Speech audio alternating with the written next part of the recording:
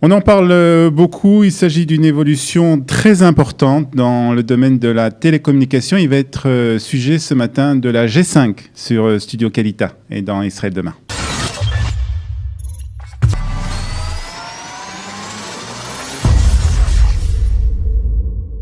Et pour en parler ce matin, nous recevons Rudy Lézère. Rudy, bonjour. Bonjour. Merci d'être avec nous. Alors, on vous connaît déjà, on vous a déjà eu plusieurs fois sur Studio Calita. Vous êtes spécialiste en télécommunications, vous avez une expérience très importante dans ce domaine et dans d'autres domaines technologiques. Et on va parler aujourd'hui avec vous de tout ce qui se passe autour de la G5. Alors, c'est le mot qui commence à être connu en Israël, qui est très important déjà dans certaines parties du reste du monde.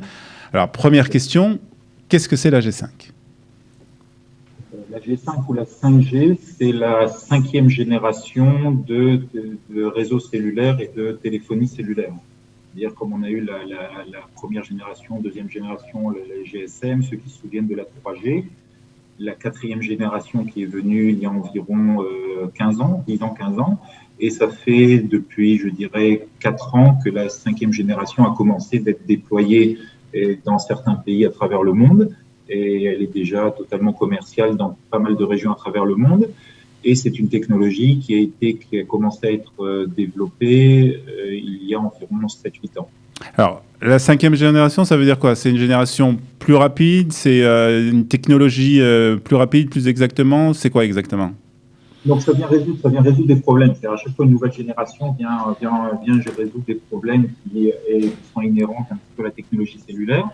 La 5e génération, elle résout, je dirais, 2 très gros problèmes. Tout à chacun d'entre nous, depuis des années, on est capable finalement avec un téléphone cellulaire ou avec d'autres choses d'ouvrir des tas d'applications, des tas de choses. Et un opérateur cellulaire, veut dire aujourd'hui, quand il regarde ce qui se passe, il compare ça à ce qu'il y avait il y a 10 ans. Il y a 10 ans, si tu veux, tu prenais une photo, tu étais capable de l'envoyer de chez toi à la maison, un peu partout, tu te promenais également, si tu pouvais voir ça, tu pouvais accéder à certaines applications. Aujourd'hui, tu es capable finalement d'émettre et de faire du broadcasting quasiment comme une station de télévision, tout à chacun, partout où il est. Tu rentres sur des conférences vidéo, tu filmes des choses, tu envoies et tout doit être normal. Donc finalement, on voit une myriade d'applications et de choses qui paraissent toutes normales, qui est à la portée de tout un chacun, avec des applications qui sont très lourdes au niveau de la bande passante. Et d'un autre côté, ce que font un petit peu les opérateurs de réseau, ils se tirent les cheveux. Tu vois, moi, j'ai plus beaucoup de cheveux. Ils se tirent les cheveux en se disant comment je vais supporter un trafic pareil. Ouais. Alors, comment ils font ça pour supporter un trafic pareil ? Il y a 2 choses. On utilise des nouvelles fréquences. Maintenant, c'est quoi des fréquences ? Imagine que tu as une autoroute. Alors, tu as d'abord du trafic, tu fais passer des voitures, après des camions et autres, et tu en fais passer beaucoup plus. Et finalement, il faut trouver d'autres fréquences de façon à pouvoir transmettre ces informations. Donc, soit on libère des fréquences qui étaient moins efficaces auparavant, comme la 3G et autres, soit on alloue d'autres fréquences, et souvent ces fréquences-là sont technologiquement un peu plus compliquées à utiliser, parce que finalement, on ne peut pas changer trop la physique au niveau de transmission des ondes, ça, je ne vais pas rentrer là-dedans. Et donc, on alloue des bandes de fréquences qui sont un peu plus élevées. Plus les fréquences sont élevées, plus on a des problèmes de transmission, de passer à travers des feuillages, de passer à travers des murs, de passer à travers des choses. Et dans ce cas-là, on doit développer une technologie qui est adaptée. La 5e génération vient donner réponse à 2 choses. Donner plus de bandes passantes, c'est-à-dire donner à l'utilisateur des moyens d'utiliser des applications ou qui sont très gourmandes, que ce soit de la vidéo, des films, des choses qui demandent énormément de données, des choses qu'on est quasiment incapable de faire il y a peut-être 5 ans, 10 ans. Et d'un autre côté, je pense que le public n'est pas très sensible à cela. Il y a un autre domaine qu'on appelle ce qui est le latency. Je crois en français on dit la latence, c'est-à-dire le délai. Énormément d'applications aujourd'hui sont des applications qui sont dans ce qu'on appelle le cloud, c'est-à-dire qui ne sont pas chez toi, qui vont faire appel à un serveur. Okay. Et donc, finalement, je veux dire, tu dois avoir un délai de latence pour que ces applications fonctionnent très bien, qui doit être très, très, très faible. Et toutes les générations cellulaires ont essayé d'améliorer ça et de le résoudre le plus vite possible, de le réduire le plus possible. Ça veut dire quoi ? On veut avoir des temps de réaction par rapport à des serveurs qui sont à travers le monde ou chez les cellulaires qui doivent être extrêmement faibles d'un point à l'autre, de façon à donner des services de façon optimale. Alors, ce qui veut sur le réseau cellulaire. Ouais, alors, ce qui veut dire, en fait, si je comprends bien, c'est que cette 5G, elle résout des problèmes pas des problèmes, mais elle réduit en tout cas les délais concernant les communications, concernant tout ce qui se passe dans la transmission donc de notre téléphone et avec les applications. Oui, c'est-à-dire le téléphone, tu peux voir ça. Imagine que tu rentres sur des applications que tout le monde connaît, Facebook, et le temps que tu vois une image, ça te prendrait 30 secondes. Je pense que la moitié de la population sur Terre ne l'utiliserait pas. Ouais. Okay, donc ça, c'est pour donner un exemple très simple. Maintenant, donc en fait, la 5G réduit ce temps de transmission. Tout à fait. Bon, Facebook, c'est une application, mais pour des tas d'applications de serveur, quand tu travailles, maintenant, on est par exemple sur Zoom, tu fais des applications qui demandent une précision très importante au niveau de la coordination de la voix, du son. Et de ce fait-là, la 5G va améliorer ça au-delà de ce qu'a fait la 4G.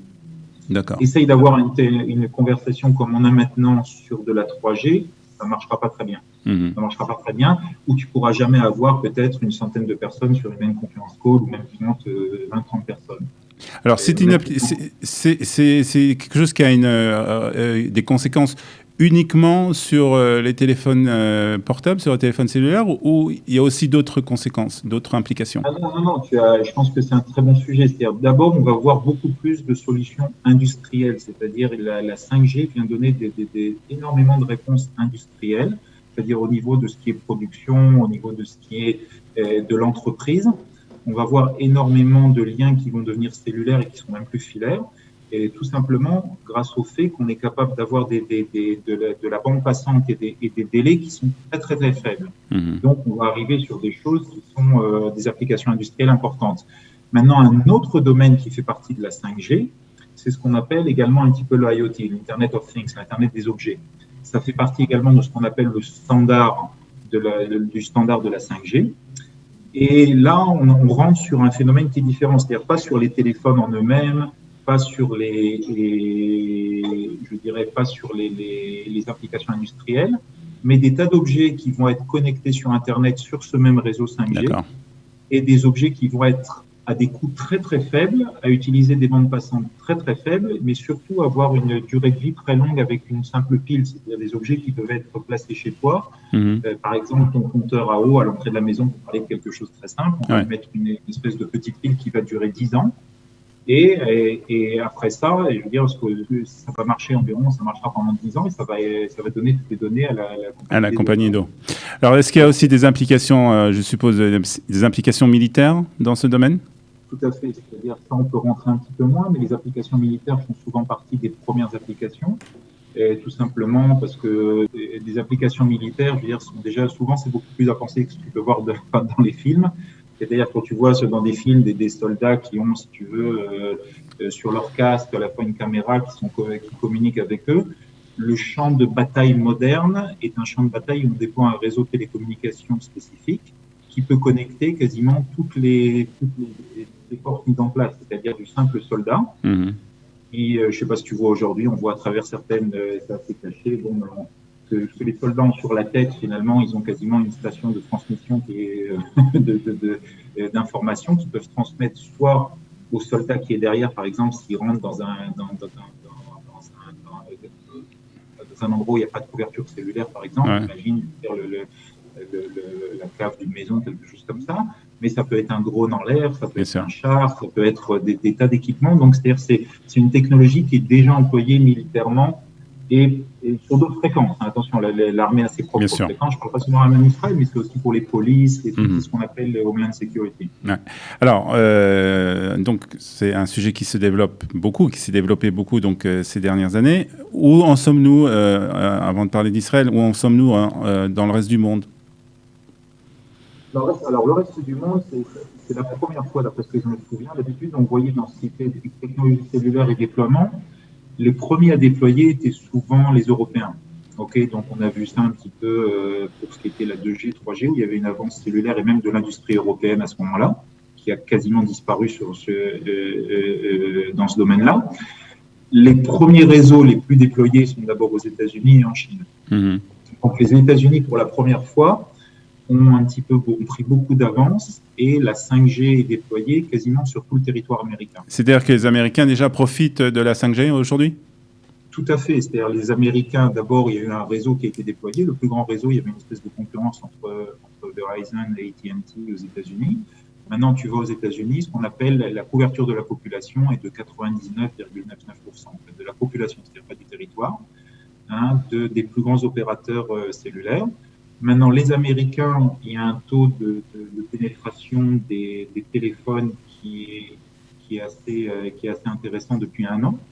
Depuis le moment où finalement les composants sont arrivés à une stabilité. Maintenant, le leader là-dedans, c'est évidemment Qualcomm, qui est arrivé avec des composants déjà assez intégrés à la fin de l'année dernière, qui a permis l'introduction de nouvelles séries de téléphones cellulaires en allant d'abord vers le haut de gamme, mais également beaucoup d'implications industrielles avec ce qu'on appelle des routeurs cellulaires un petit peu partout déployés au niveau de l'industrie américaine. Il faut se rappeler également que les réseaux aux États-Unis ne sont pas aussi denses qu'il y a en Europe. Donc la qualité des télécommunications filaires ou par la fibre n'est pas aussi bonne qu'elle ne l'est en Europe, ce qui offre beaucoup plus d'opportunités pour les opérateurs cellulaires aux États-Unis. Et en Israël, où en sommes-nous ?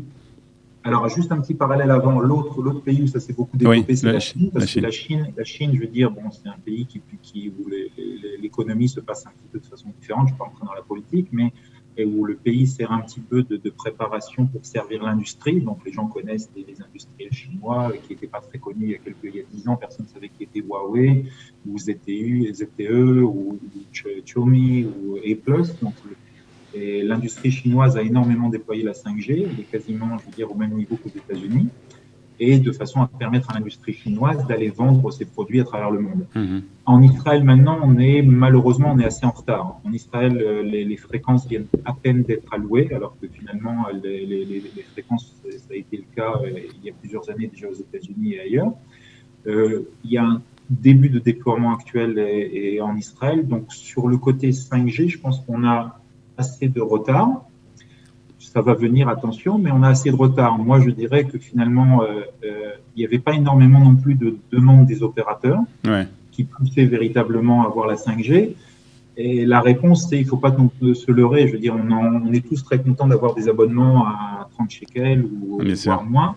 Maintenant, le business model d'un opérateur, quand ils vendent des abonnements à 30 shekels, on est très content. Simplement, il ne faut pas se plaindre à ce moment-là de la qualité du réseau. Et avec un business model pareil, ils ont énormément de mal à maintenir la qualité du réseau et voire à investir. Alors justement, est-ce que cette 5G arrive en Israël ? Est-ce qu'on doit déjà changer nos téléphones, être prêts ou est-ce que les téléphones que nous avons sont prêts à accueillir cette nouvelle fréquence ? Et la plupart des téléphones ne sont pas prêts, vu que finalement les derniers composants de Qualcomm sont arrivés finalement au début de cette année. Et donc, je dirais, les premières générations en masse de téléphones viennent seulement d'être introduits en 2020. Donc, on parle de téléphones qui sont encore très, très, très chers, c'est-à-dire des téléphones qui sont vendus à travers le monde à plus de $1 000 le téléphone. Ouais. Ça dépend, tu vas d'un pays à l'autre, c'est le très haut de gamme. Je pense que l'utilisateur en lui-même, dans un avenir proche, n'a absolument pas besoin de la 5G. La 5G au niveau d'un téléphone portable vient beaucoup plus aider l'opérateur que l'utilisateur. L'opérateur a besoin de trouver d'autres fréquences, a besoin d'être capable de gérer ça de façon différente. Je ne pense pas que les applications qu'on a actuellement soient limitées par la 4G. C'est beaucoup plus une solution qui vient aider l'opérateur à répartir un petit peu toute la bande passante qu'il doit servir. Donc, pour le moment, on garde nos téléphones. Moi, je pousserais personne à le faire. Attention, je ne pense pas que quelqu'un verrait la différence au niveau de la 5G actuelle. Même des fois, quand tu regardes la bande passante que tu as, c'est assez trompeur. Tu te dis, OK, je fais un test de bande passante de ping, j'ai 30 mégas, j'ai 40 mégas, je peux en avoir 150 sur Wi-Fi. Maintenant, ça, c'est un peu pour comprendre sur quel type de service, quel délai. Ça ne représente pas grand-chose. Est-ce que... C'est pas trop compliqué, j'espère que je ne t'ai pas trop troublé. Non, ça va, c'est très bien. Je me pose la question, on va s'arrêter. C'est-à-dire qu'on est à la 5G. Est-ce que, je ne sais pas, dans 10 ans, on va passer à la 6G ? Oui, tout à fait. L'évolution cellulaire vient résoudre des problèmes. Aujourd'hui, pourquoi la 5G vient maintenant ? Je vais parler un petit peu de technologie. Il y a eu, si tu veux, deux types de fréquences qui ont été allouées. des fréquences qu'on appelle autour de la 3,5 GHz et des fréquences qu'on appelle les fréquences millimétriques, c'est-à-dire vers du 20-30 GHz. Donc des fréquences qu'on était incapable d'utiliser auparavant parce que la technologie ne le permettait pas. C'était surtout des technologies d'antenne. Ces technologies ont été développées dans les dernières années et sont économiquement viables. C'est-à-dire on est capable de faire de l'infrastructure qui ne soit pas trop chère pour être déployée et également créer les composants nécessaires pour avoir des téléphones qui sont dans une norme de prix où d'ici peut-être 2-3 ans, on aura des téléphones 5G qui sont de l'ordre de $500-600. J'en vois pas pour l'instant arriver à $200-300. Mmh. Pour terminer, parce qu'on ne peut pas éviter quand même cette question, on a entendu parler, surtout avec la crise du coronavirus, du Covid-19, d'un sujet de conspiration venant de Chine autour de la 5G et du Covid-19. C'est quoi ? Moi, quand on parle de ça, ça me rappelle, je veux dire, les sujets de conspiration, quand on disait que, je veux dire, qu'il y avait le crime rituel des Juifs pour préparer les matzot avant Pessah. Ça me rappelle, quoi. Hein, pour te dire à quel point c'est absurde. Des bêtises, quoi. Bon, si tu veux, à chaque fois qu'il y a des crises qui soient liées à autres et qu'il y a des craintes, je veux dire, on accuse la 5G finalement de créer des radiations, des tas de choses en plus. Maintenant, il faut bien comprendre que plus l'évolution des technologies cellulaires avance, plus les réseaux sont meilleurs pour l'environnement. Ok ? Imagine, je veux dire, que plus tu as d'antennes qui sont déployées, mieux c'est pour nous. Je sais que ça paraît absurde, mais plus tu as d'antennes, ça veut dire que les puissances de transmission diminuent et qu'elles doivent être plus faibles, donc elles sont finalement beaucoup mieux pour l'environnement et d'un point de vue. Maintenant, par rapport à la Chine, la Chine a développé la 5G, je veux dire, comme l'Occident, surtout, je veux dire, l'Occident, ce soit les États-Unis et également l'Europe. Et il y a une guerre économique qui se fait là-dessus et on a accusé un petit peu la 5G d'être reliée à ce coronavirus, de favoriser ça. J'ai pas de mots qui soient.